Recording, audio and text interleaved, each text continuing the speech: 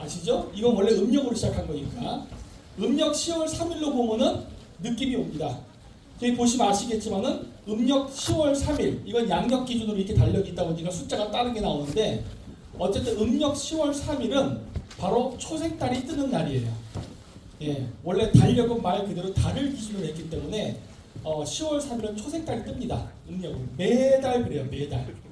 이러면 이제 대충 의미가 와요. 초생달 뜨면은 의미를 유추해낼 수가 있습니다. 왜? 초생달은 원래 정성왕에서 새 출발을 뜻합니다. 여러분 삼국사기에서 보면 그런 얘기 나왔죠. 신라와 백제가 마지막에 싸울 때 그 점성술이 있었지 않습니까? 어떤 점괘가 나는데 백제는 보름달이요 신라는 초생달이다. 내용이 뭐냐? 그랬더니 첫 번째 점괘는 정직하게 얘기하죠. 백제는 보름달이니까 이제 쇠할 것이고 신라는 초생달이니까 앞으로 흥할 것입니다. 그랬더니 의장이 재수없다고 죽여버리고 다음번 사람한테 물어보니까 뭐라 그래요? 백제는 보름달이니까 크고 초생달은 신라니까 작으니까 신라가 진다. 거짓말이었죠. 초생달의 건 말 그대로 새 시작입니다. 즉 음력 10월 3일이 고조선 건국이라 하면은 그건 말이 돼요. 왜? 새 시작이니까 건국 새 출발과 관련이 있기 때문에 초생달은 의미가 맞습니다. 자, 오케이. 그렇게 된다면 그건 알았고, 자, 음력으로 봤을 때 항상 10월 3일 되면은 초생달이 뜬다는 겁니다. 이건 뭐 제가 거짓말을 하는 게 아니라 이거 뭐 천문 보고 누구나 똑같이 보니까 이건 조작 자체가 불가능해요.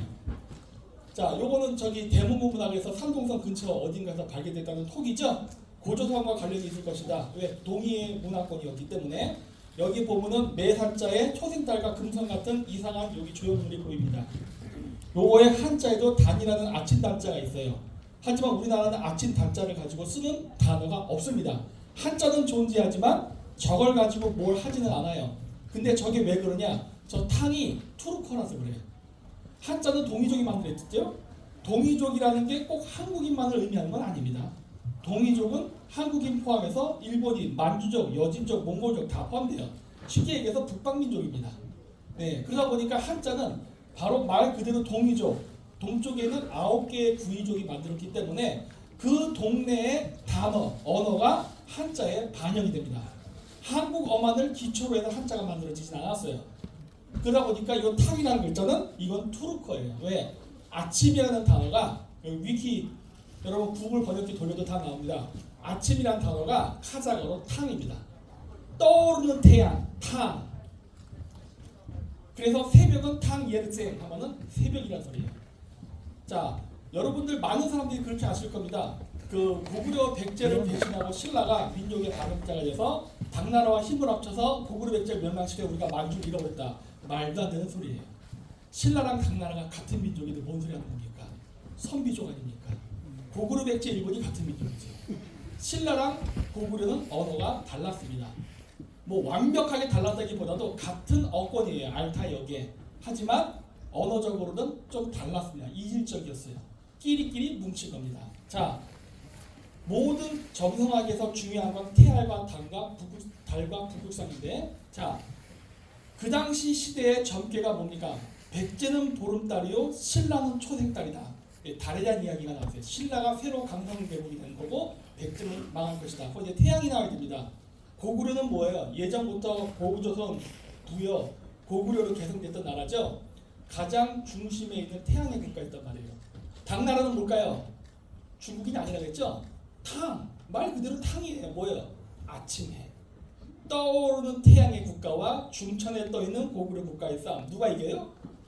당나라가 이기는 거지. 당나라라는 이름 자체가 중국어가 아닙니다. 위구르라고 할 수도 있죠. 그랬기 때문에 신라랑 당나라가 힘을 합친 거예요. 언어가 같았습니다. 둘.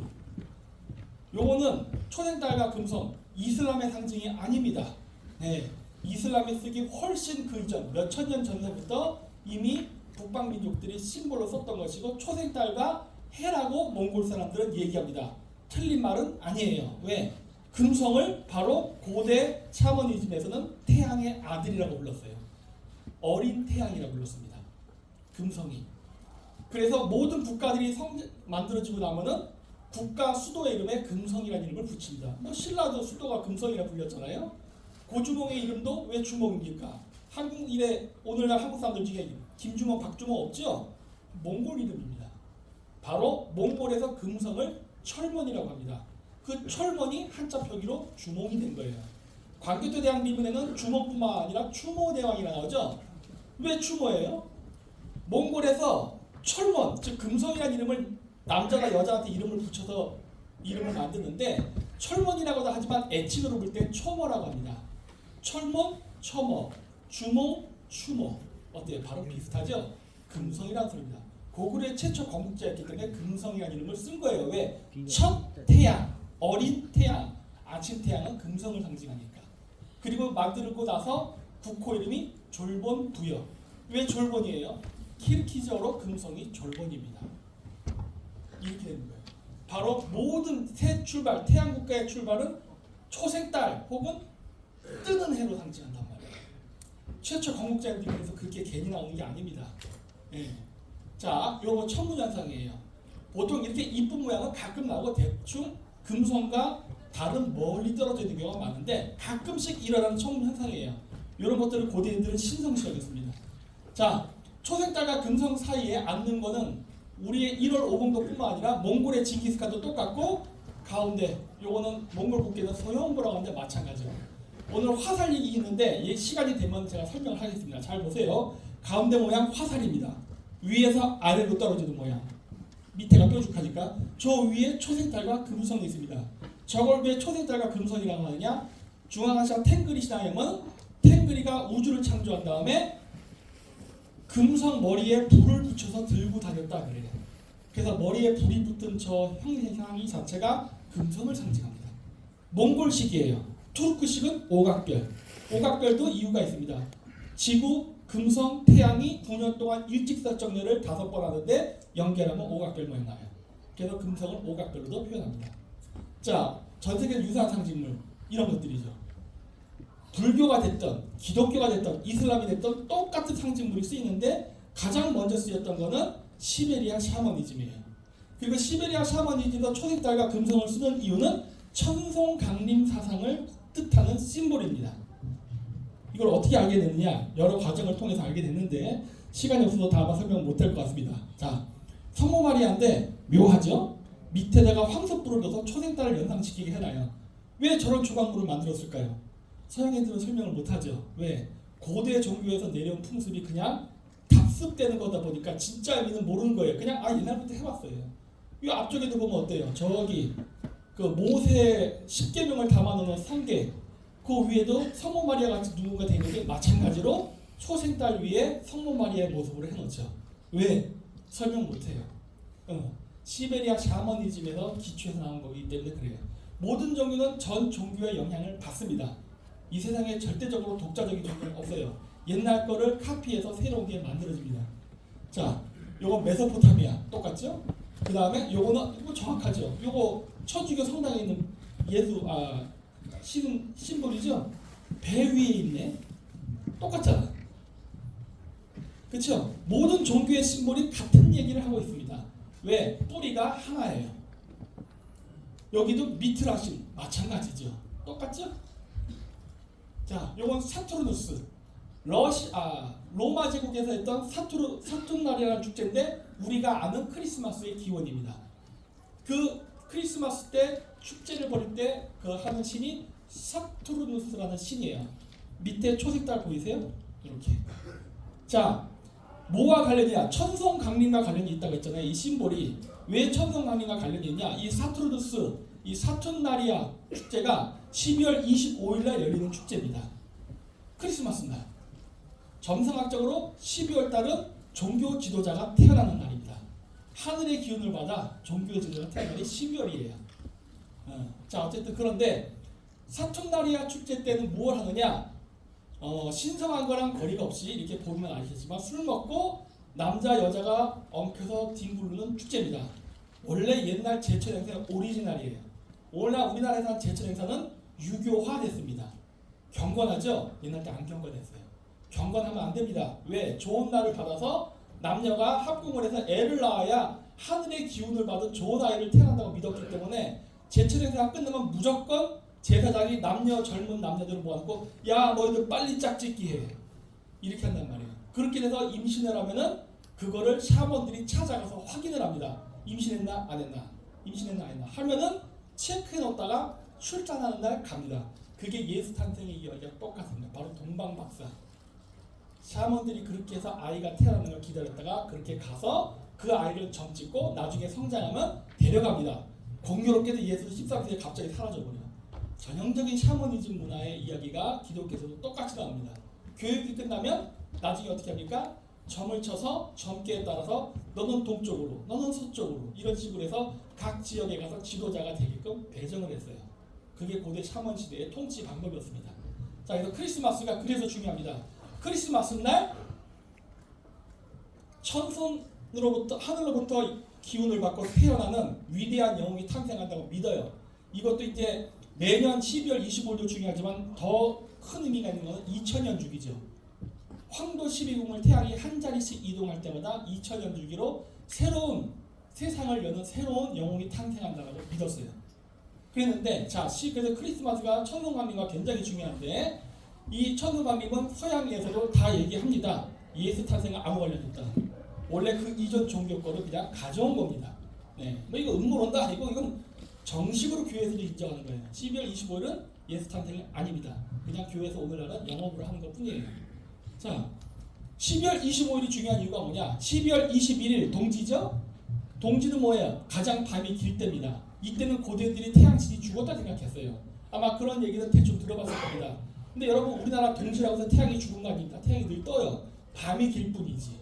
자, 근데 어떻게 죽느냐? 이렇게 되는 겁니다. 자, 여기 앞쪽에 보이는 별이 사게테리우스라고 써 있어요. 저기 보라색으로. 저게 궁수자리입니다. 궁수자리와 태양이 동지 때 같이 뜹니다. 해서 궁수자리가 태양을 활로 쏘아서 떨어뜨린다라고 믿었어요. 그래서 태양이 죽었다고 생각한 겁니다. 태양이 동지 때 죽는다는 전설이 이렇게 시작한 거예요. 자, 12월 22일 날 태양 뜬다고 했죠? 우리나라에서 보면 태양 떠요. 자, 이 이야기가 어디서 시작된 거냐? 바로 여기에요. 북위 66도. 맨날 기독교에서 얘기하는 악마의 숫자. 전혀 악마가 아닌데 진실을 숨기려고 일부러 66이라는 숫자 자체를 보지 못하게 막아버렸습니다. 지구가 똑바로 서 있을 때는 북위 90도가 진북인데 23.5도 기울어서 세차 운동을 하죠. 그러다 보니까 진북 방향이 어디냐? 북위 90도 빼기 23.5도. 어디예요? 북위 66.5도. 악마의 숫자 666.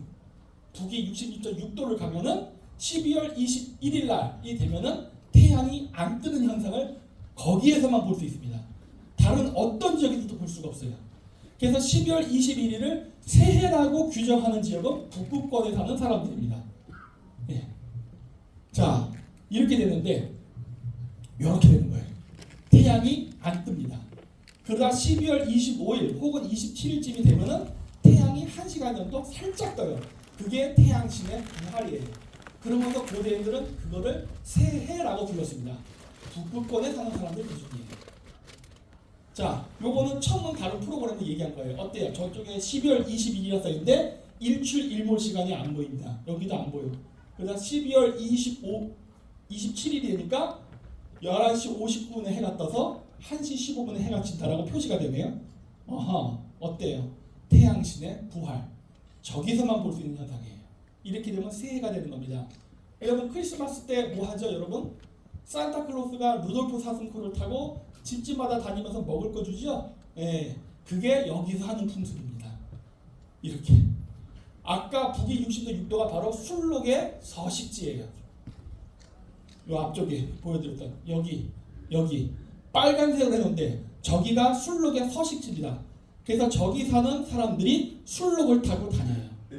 태양이 12월 25일 혹은 27일 뜨면 탱그리가 부활했다 해가지고 이때 마을의 원로들, 할아버지들이죠. 할아버지들이 술록을 타고 뒤에다가 먹을 걸 잔뜩 실은 다음에 각각 부족 및 마을을 방문해갖고 태양이 떴다, 탱그리가 부활했다, 이제 드디어 우리의 따뜻한 이제 봄을 맞이할 수 있다고 축하해 줍니다. 산타크로스가 어떻게 들어가죠? 굴뚝으로 들어가죠? 맞지요. 굴뚝. 저 위에 구멍 보입니까? 여기 잘 안 보여서 제가 이렇게 색깔을 칠했어요. 계단. 산타크로스가 굴뚝으로 내려와서 선물을 준다고 하죠? 이거 시베리아 샤머니즘 문화예요. 예. 유럽 굴뚝이 아닙니다. 유럽 굴뚝을 해서 가끔 영국 사람들 흉내내다가 죽어요, 껴서. 그런 굴이 아니라 원래 유목민들의 토굴이에요. 왜 구멍을 저 위에 뚫어놓냐? 추워요, 거기가. 눈이 오면은 안 녹고 쌓입니다. 그러면 옆에가 다 막혀요. 그럼 어디로 왔다 갔다 해? 굴뚝으로. 그래서 저 위를 뚫어놓는 거예요. 그래서 굴뚝이 그 연기를 내보내는 굴뚝이기도 하지만 입구입니다. 그게 저렇게 하는 거예요.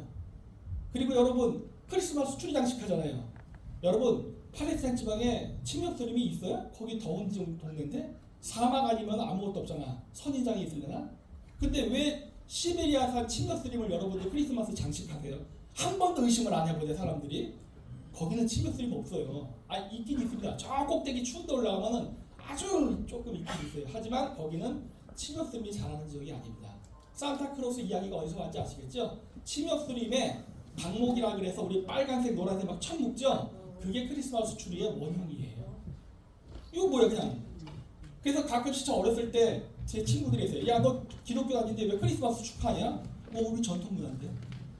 우리 원래 이러고 살았잖아. 여러분들은 까먹으셨죠? 예, 우리나라의 고조선 문화가 거의 남아있지 않습니다. 예, 이게 오리지널 시베리아 샤머니즘의 10년 때 탱그리 메시아가 부활했다 해서 했던 축제의 기원입니다. 2000년 단위로 크리스마스가 오면은 굉장히 거대한 축제라면서 그때 탄생한 아이는 말 그대로 예수 같은 존재가 됐어요. 새 시대를 이끌어나가는 종교 지도자. 자, 신라를 제가 괜히 개천절 얘기하다가 갑자기 크리스마스로 갔습니다. 혼동이 될 겁니다. 이유가 있습니다. 자, 신라와 크리스마스. 신라의 왕관이 바로 술록관입니다. 딱 보면 술록관. 이것도 제가 쓰니까 또 미친놈들이 그래요. 야 그거 일본 역사학자들이 얘기한 거다. 뭐 어때? 일본 애들은 다 거짓말만 합니까? 상대방 얘기를 좀 들을 줄 알아야죠. 술록관 맞아요. 그리고 술록관이어야만 합니다. 왠지 아십니까? 한남국에 보면 11한국의 영토가 어떻죠? 동서 2만리, 남북 5만리예요. 아니 동서로 짧고 남북으로 길잖아. 근데 우리 지도 그릴 때 어떻게 하죠? 막 우리나라 사람들 옆으로 이렇게 막 그리죠. 아니 기록대로 하라고. 기록에 충실하라고. 동서 2만리, 남북 5만리. 왜 남북으로 길지요?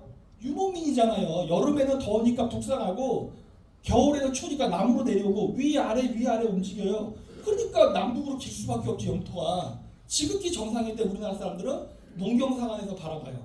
제야사학을 하면서도 농경사관으로 바라봅니다. 유목사관으로 바라봐야지. 남북으로 길 수밖에 없죠. 네. 그래서 술록관 쓰는 게 뭐 어때서? 맞지. 이게 뭐가 달라요? 신라의 지배계급이 북구권에도 왔다 갔다 했기 때문에 그러는데, 그리고 북구권이 바로 천선을 받을 수 있는 신성한 성지인데 거기 가야죠. 거기서 허니문 가서 애 만들어야지. 뭐가 문제 있어? 아무 문제 없는 것 같은데 그냥 일본 얘기만 나왔다면 개거 부부가 다 거절하려고 그래요. 맞는 건 맞다고 해야 됩니다. 자, 머리 위에 술록관 쓰는 풍습 암각파에도 나옵니다. 시베리아 각지에서 다 나타나요.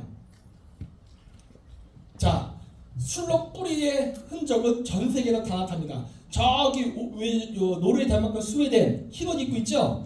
저기는 산타 루치아 축제를 합니다. 12월 25일 산타 루치아. 산타 루치아가 뭔지 아세요? 산타, 성스러운, 루치아, 루시퍼입니다. 또 그래 악마 어쩌고 웃기는 소리 하지 말라는 거예요.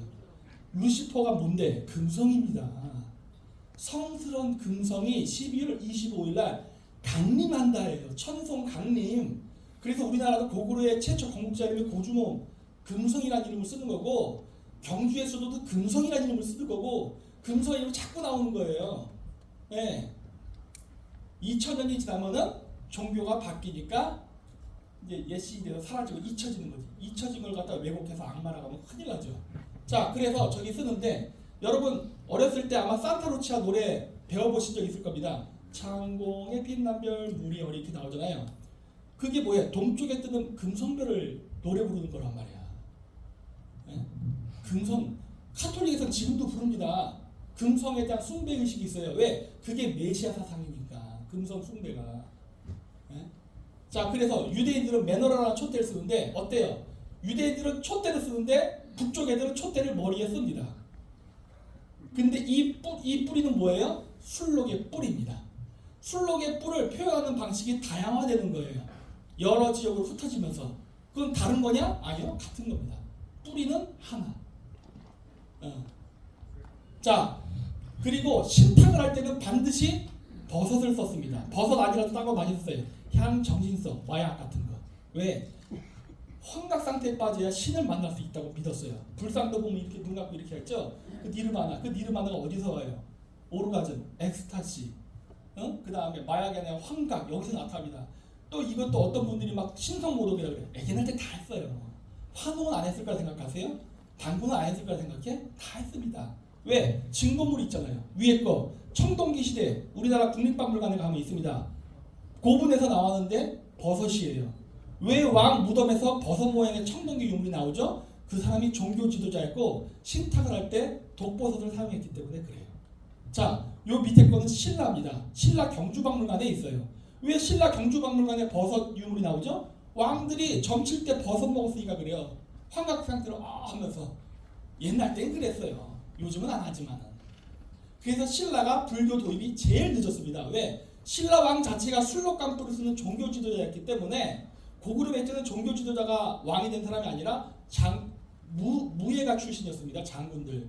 그랬으니까 불교 도입이 빨랐지만은 신라는 샤머니 왕이 되었었던 사람이기 때문에 술록부를 장식했단 말이에요. 근데 불교라는 외래 종교가 들어와. 그걸 종교로 받아들일 수 있겠어요? 못 받아들인다고. 그래서 제일 늦게 받아들여요. 신라가. 설명이 되죠? 왜 우리나라가 신라가 늦었는지가. 자, 경주가 북극권과 관련이 있다는 것은 신라 왕관, 술록감, 그 다음에 천마총의 천마도가 시베리아산 자작나무에 그려졌습니다. 이것도 시베리아네. 그리고 또 한 가지, 경주에 가면 첨성대 있습니다. 첨성대에 가면은 저기 위에가 첨성대예요. 여기가 동쪽, 저쪽이 서쪽입니다. 12월 21일 동지가 되면 태양이 여기서 떠서 저쪽으로 져요. 태양이 뜨는 위치는 변합니다. 자, 이게 뭘 뜻하냐? 동지를 뜻합니다. 자, 보기 좋게. 12월 21일 날 태양은 월성에서 떠서 천관사에서 꼭대기에 간 다음에 저쪽 인왕동 고분군으로 집니다. 이게 뭘 의미하는지 아세요? 바로 새 생명, 새 출발, 뜨는 데가 바로 월성, 초생달, 태양, 금성. 보이세요? 12월 20일 날 옛 태양이 죽고 새 태양, 태양이 뜬다고 했잖아요. 이때 떠요. 태양과 달이 딱 만나는 위치에다가 월성. 아마 신라 왕들이 저기서 애 만들었을 겁니다. 아마도. 무슨 말인지 보세요? 초생달과 금성이 그런 의미를 갖고 있단 말이에요. 예. 자, 그래서 이제 개천절로 돌아갑니다. 오케이. 개천절이 10월이라고 알았어. 음력 10월. 근데 천성강리가 관련 있는 게 초생달과 금성이었다. 근데 초생달과 금성은 천성강리가 관계가 있는데 그건 12월 25일 크리스마스다. 근데 신라가 크리스마스와 깊은 관련이 있다. 왜? 시베리아 샤머지와 관련이 있기 때문에. 오케이. 그리고 다시 어디 들어갑니까? 개천절과 크리스마스를 이제 연결시켜야 됩니다. 개천절은 음력 10월이고 크리스마스는 12월 25일인데 무슨 관계가 있을까? 있죠. 신은 시간이라는 걸 알면 답이 나옵니다. 자, 지금 우리가 사는 2023년은 태양이 저기 물고기 자리에 파이시스랑 같이 뜹니다. 3월달에 춘분 때 3월에 태양이 물고기 자리랑 같이 뜨면 우리가 물고기 자리 시대라 그래요. 지금까지도 물고기 자리 시대다. 앞으로 이제 물병으로 넘어가지만 지금 물병 자리 시대에는 궁수 자리가 12월달에 떠요. 그래서 12월 21일 동지가 중요합니다. 그때 바로 태양을 화살로 쏴서 맞아서 떨어진 아들이 천손강림을 한 거예요. 산해경에 보면은 얘가 화살을 쏴서 태양을 9개를 떨어뜨리죠. 그게 12월 21일 천문현상 얘기하는 겁니다. 궁수 자리에서 활을 쏜 거야. 근데 10개 중에 9개 떨어뜨렸다죠. 그거 어떻게 해석할래? 여기에 답이 있죠. 천문에. 자, 고조선 건국 시기는 어땠느냐? 그때는 황소자리 시대입니다. 여기 타우루스라 써있죠? 3월달에 황소자리와 함께 태양을 떴어요. 궁수자리가 그럼 몇 월에 떴느냐? 12월이 아닙니다. 10월. 이해되셨어요? 왜 10개의 태양이라는 얘기가 나왔지? 그때가 10번째 달입니다. 그 중에 9개가 떨어졌다는 거예요. 그게 우리다. 구이조, 천손강림. 따라서 천손이 강림하는 게 지금 시에는 12월 21일입니다. 크리스마스 때가. 고조선이 건국되는 시기 때는 언제가 천손이 강림하는 날이냐? 10월입니다. 자, 왜 개천절이 10월인지 이해가 되셨죠? 이제 어떤 사람은 반론을 제기할 거예요. 야, 이거는 양력이다예요. 개천절은 음력입니다. 그래서 어디까지 올라가야 되느냐? 환웅으로 올라가야 됩니다. 환웅의 배달국 시대. 더 올라가야 돼요. 그러면 음력과 양력의 오차가 한 달 정도밖에 안 나요. 그래서 양력 10월이 됐던 음력이 10월이 됐던 그 카테고리 안에서 움직입니다. 그러니까 양력 예를 들어서요. 음력 10월 3일이 양력으로는 10월 28일 이렇게 되는 거로 간격이 좁아진단 말이에요. 따라서 고조선의 건국에 대한 얘기는 사실은 알고 보면 환웅이 배달국을 건설했다는 것과 깊은 관련이 있다는 것을 유추해낼 수가 있고 이 과정을 통해서 또 뭘 알 수 있느냐? 바로 산해경에 나오는 10개 중에 9개 태양이 떨어졌다는 이야기가 저시대 때 이야기라는 걸 알 수가 있는 거예요. 약 BC 3800년경 언젠가쯤이라고 추측이 가능해지는 겁니다. 자, 신라 천문대 이건 봤으니까 통과할게요. 아시죠 내용은? 자, 그 시안에 있는 대단거 부부인묘명, 그 다음에 문무왕 비문, 뭐 삼국사기에 보면은 뭐 소금천시 얘기 나고 뭐 나오죠. 전체적인 흐름이 뭐예요? 우리는 서쪽에서 동쪽으로 이동했다라는 겁니다. 네. 우리가 지금 방금 얘기할 때 사람 태어날 때 별자리랑 깊은 관계를 갖고 제천 행사를 통해서 아이를 만들어낸다고 했죠. 그리고 그 제천 행사의 날이 옛날 황소다리 시대 때에는 메시아가 내려오는 날, 천선이 내려온 날이 10월이었는데 지금은 12월이 돼버렸다. 그것도 이미 별자리 때문에 그렇다는 걸 이제 알았죠. 날짜가 왜 바뀌었는지. 자, 그래서 별자리가 바뀌면 어떻게 된다? 수도도 옮긴다. 이렇게 우리가 북극성이 배가일 때에는 저쪽 서쪽 파밀의 신장 위구르 자치주에 있다가 용자리 시대로 오면 중원 땅으로 옵니다. 그래서 중국이 용의 나라예요. 오, 맞지. 그때는 북극성의 기운이 용자리에 있었어요. 그 다음에 어떻게 되니까 북성 기운이 작은 곰자리로 옵니다. 그래서 한반도, 그 다음 세페우스, 만주로 올라갑니다. 우리 민족이 수천 년간 이렇게 움직여 왔어요. 그래서 우리가 과거에는 중원에 살았다가 점진적으로 동쪽으로 이동을 합니다. 그러면서 지금 우리가 한반도에 살고 있는 거고 앞으로는 위로 올라갈 가능성이 있다입니다. 왜? 여태까지의 풍습이나 패턴으로 봤으면 그렇다. 과연 우리가 그걸 할 수 있는 능력이 되느냐? 그건 앞으로 이제 두고 봐야겠죠. 제 전공이 국제관계입니다. 이거에 대해서 연구를 하는데 확률이 아주 없지는 않습니다. 그래서 뭐 이런 것들이 있다 해서 오늘 간단하게 이렇게만 소개를 드렸습니다. 네, 마치도록 하겠습니다.